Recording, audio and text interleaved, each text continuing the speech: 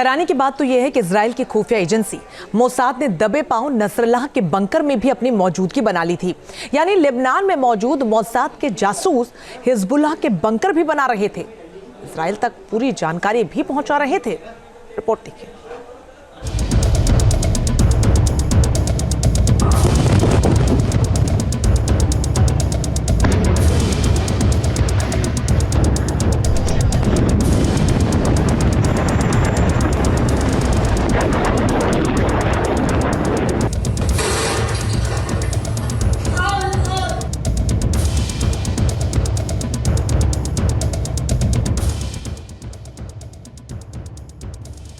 Israel ने Hezbollah को मिट्टी में मिलाने के लिए एक ऐसा तरीका अख्तियार किया जिसे जानकर दुनिया भर के सिक्योरिटी एक्सपर्ट दांतों तले उंगली दबा रहे हैं। दरअसल कुछ साल पहले तक लगातार इजरायली हमलों से तबाह हो रहा हिजबुल्लाह खुद को पहले से ज्यादा मजबूत करने की कवायद कर रहा था, तो दूसरी तरफ इजराइल हिजबुल्लाह के अंदर अपने ह्यूमन नेटवर्क को ताकत दे रहा था।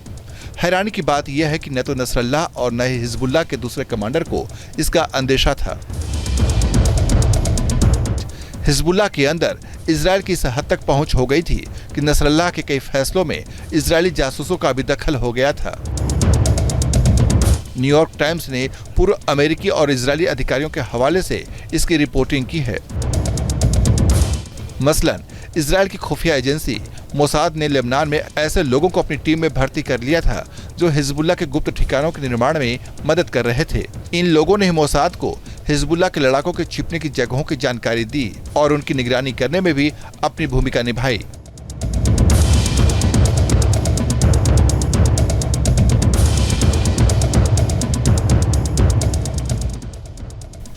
यही वजह है कि 17 सितंबर को पेजर ब्लास्ट के बाद इजराइल ने बेरूत में हिजबुल्लाह के बंकर को कामयाबी के साथ धराशायी करना शुरू कर दिया।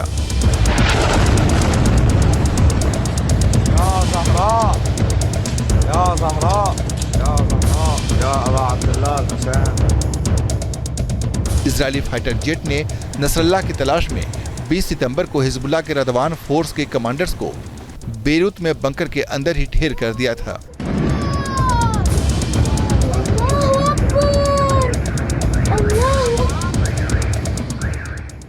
इसके साथ ही 23 सितंबर को इजराइल की एयरफोर्स ने हिजबुल्लाह के मीडियम और लॉन्ग रेंज वाली मिसाइलों के स्टोर को तबाह करने के लिए लेबनान के अंदर 2000 ठिकानों पर हमला बोल दिया था।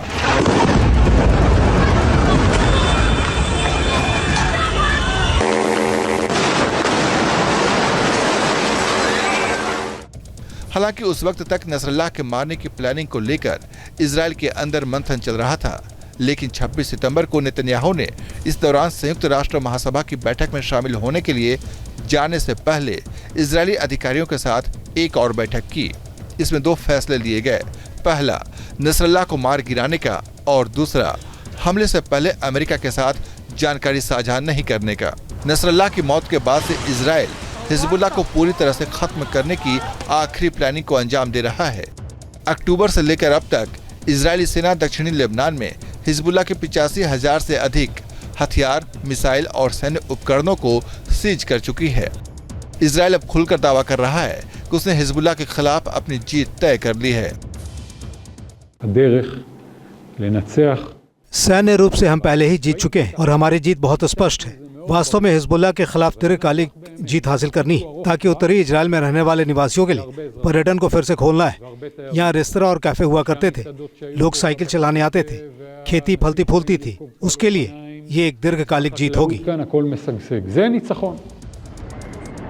ऑपरेशन हिजबुल्लाह 2024 के बाद इजराइल के हथियारों का रुख अब यमन में हूती की तरफ मुड़ चुका है।